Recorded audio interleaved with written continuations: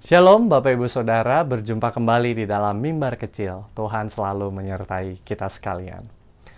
Fireproof adalah sebuah film yang dirilis tahun 2008. Film yang cukup lama ini menceritakan tentang perjuangan sebuah keluarga dalam mengatasi berbagai konflik yang hadir di dalam rumah tangga mereka.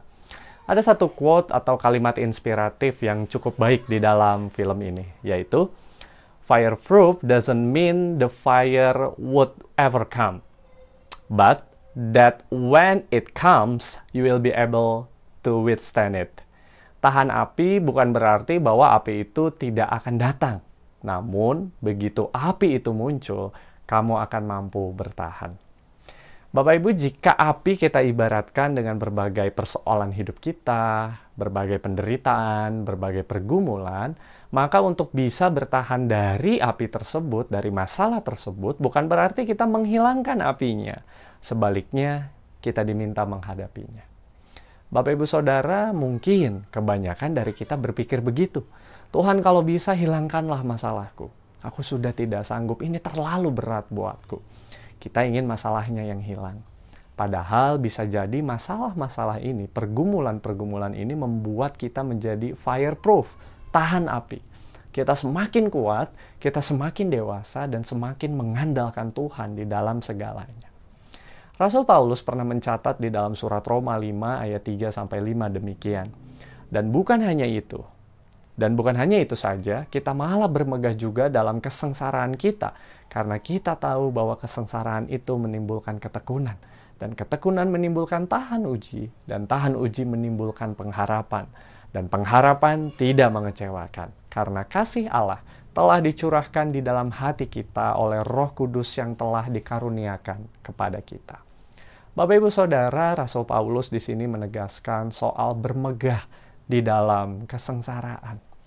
Bermegah atau bahasa Inggrisnya rejoice itu bisa diartikan juga dengan bersukacita. Dan ini sangat menarik. Mengapa bisa bermegah atau bersukacita atas kesengsaraan? Bukankah kesengsaraan selalu dihindari? Kalau bisa jangan sampai saya memilikinya. Itu mungkin prinsip kita. Namun di sini Paulus menegaskan bahwa dengan penderitaan itulah bisa membuat kita semakin tekun. Dan akhirnya kita menjadi tahan uji dan semakin berpengharapan. Tentu saja Paulus tidak menasehatkan agar setiap orang percaya mencari-cari masalah atau mencari penderitaan. Tidak. Tapi saat penderitaan itu datang, apalagi penderitaan yang dijalani itu karena kebenaran, Paulus mengingatkan supaya kita menjalaninya dengan tekun, dengan berpengharapan di dalam Kristus. Karena hanya di dalam Yesuslah kita menemukan kedamaian yang sejati. Meski kelam, berat rasanya menjalani rintangan itu, namun bersamanya kita diberikan kedamaian.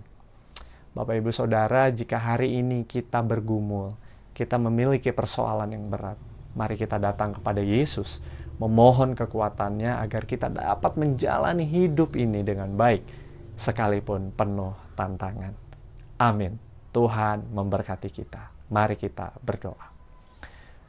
Bapa yang baik, mungkin setiap kami menjalani berbagai pergumulan dan persoalan hidup yang berat.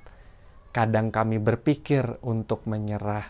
Kadang kami merasa hidup kami tak lagi indah. Namun Tuhan, biarlah ini semua kami jalani bersama dengan Tuhan.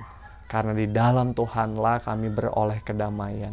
Karena bersama dengan Tuhanlah kami menjadi kuat. Dan biarlah Tuhan memberikan kekuatan bagi kami. Supaya setiap masalah, pergumulan, dan persoalan hidup yang kami hadapi dapat kami jalani dengan tekun.